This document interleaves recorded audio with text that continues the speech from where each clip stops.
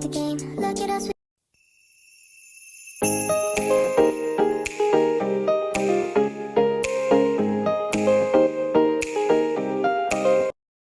Hello guys, ipapakita ko lang kung paano ko siya ginamit.